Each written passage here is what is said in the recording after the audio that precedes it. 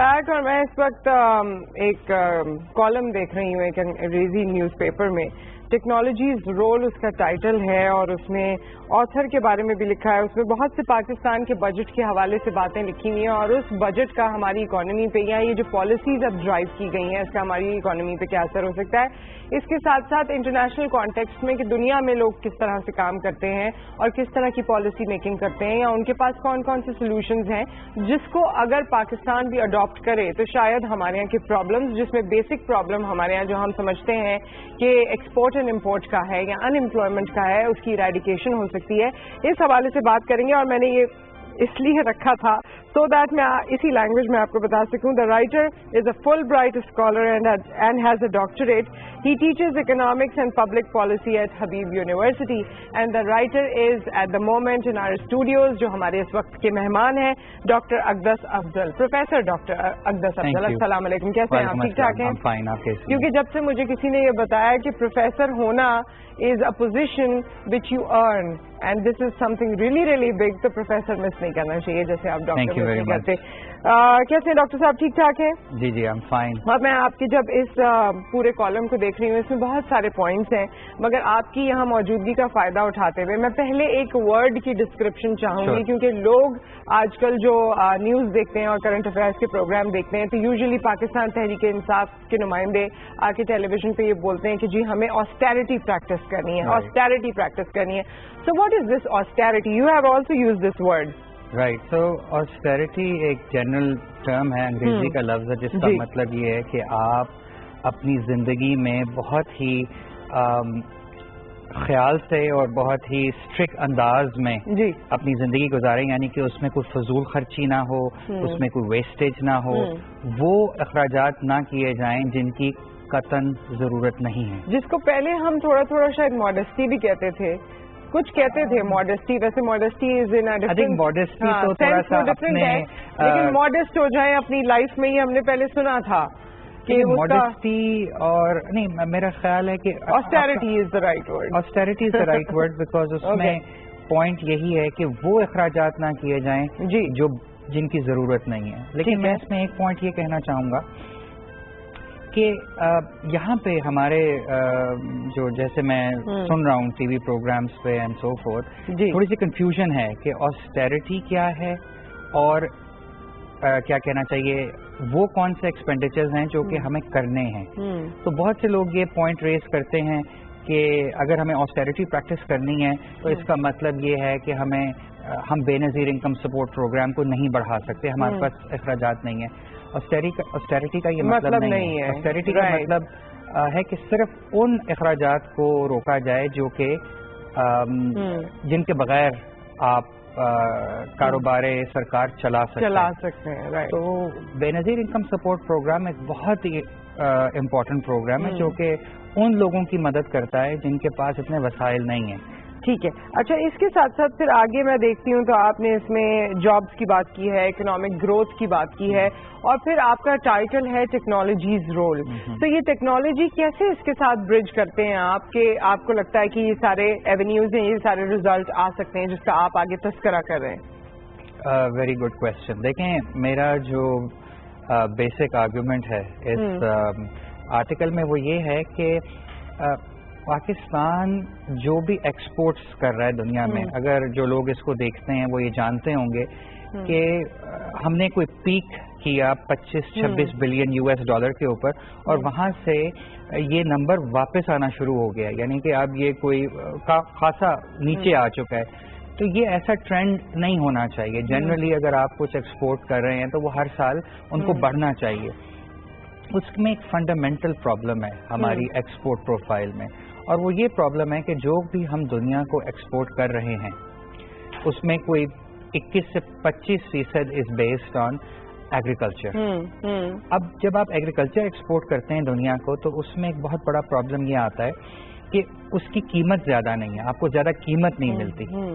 तो instead of just exporting से कि आप रॉ कॉटन एक्सपोर्ट कर रहे हैं तो आप कोई ब्रांडेड शर्ट बना सकते हैं, यानी कि वैल्यू ऐड कर सकते हैं उसी कॉटन पे और उसको फिर आप बेच सकते हैं.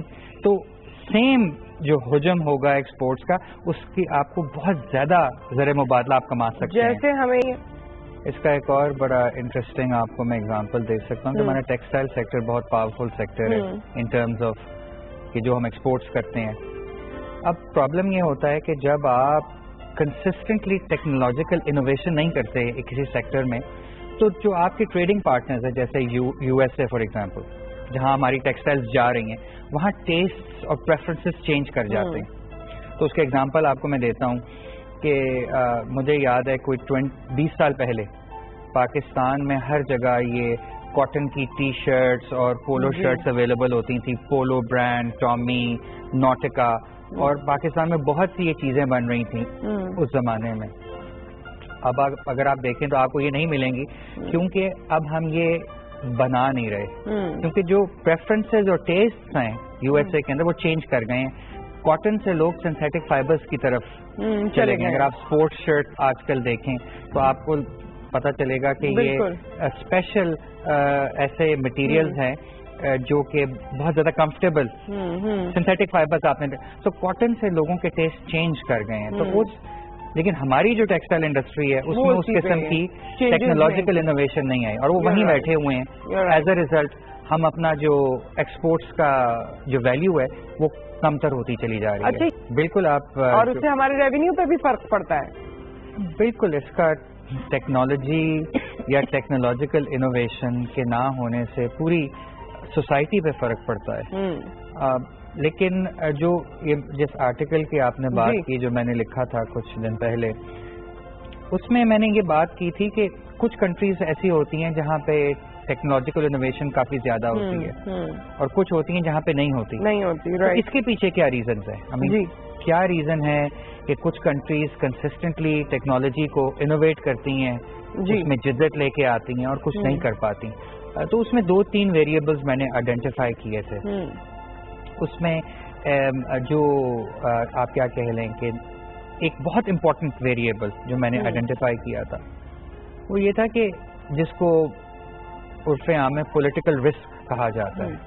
اب پولیٹیکل رسک کا کیا مطلب ہے؟ پولیٹیکل رسک کا مطلب ہے کہ جب آپ کی جو بزنس ہے کسی بھی اکانومی کے اندر وہ سفر کرتی ہے جب پالیسی چینج کر جائے ایک دم, یعنی کہ پہلے پالیسی آئی انہوں نے کہا ہم آپ کو 20% ٹیکس کریں گے, نیکسٹ گورنمنٹ آئی انہوں نے کہا ہم آپ کو 50% ٹیکس کریں گے. اس کو کہتے ہیں پولیٹیکل رسک, یعنی کہ پالیٹکس کی وجہ سے جو خطرہ رہتا ہے بزنس کو. ٹھیک ہے.